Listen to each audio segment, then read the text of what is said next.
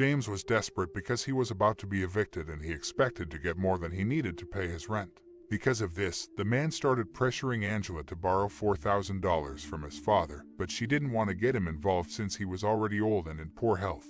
By April 2013, the situation between them got even worse when Angela decided to cut off the check cashing advance.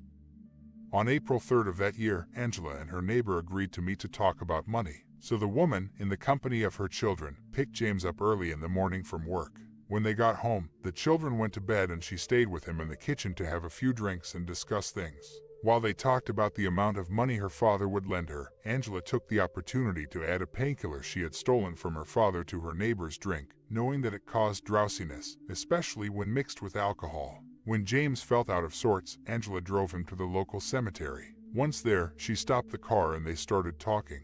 But when she told him that she had canceled the check cashing advances, the man became enraged and lashed out at her, demanding money. At that point, Angela took an ice pick she had in a box in the back seat of her car and stuck it in James' eye. But that didn't keep him down, so she took the rope and threw it around his neck.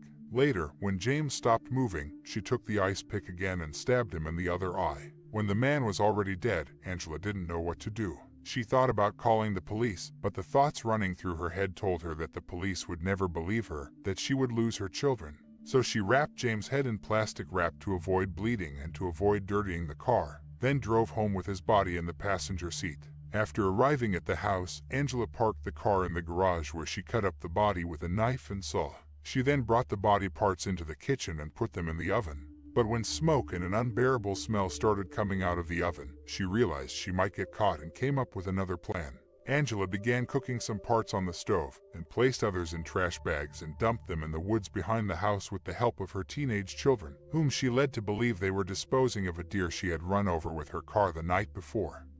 While Angela was disposing of James, his wife became concerned that he had not returned home after taking a client to Tampa and failing to show up for his next job.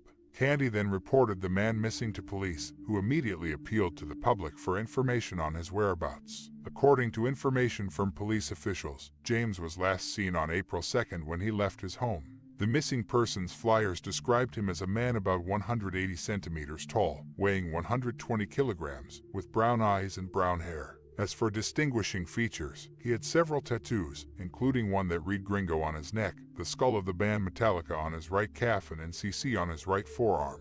Candy told detectives that her 16-year-old son Tyler had been receiving text messages from his father's cell phone saying he owed money to several people and needed to disappear. But the family questioned the disappearance and the veracity of those messages, since Candy and her children were financially dependent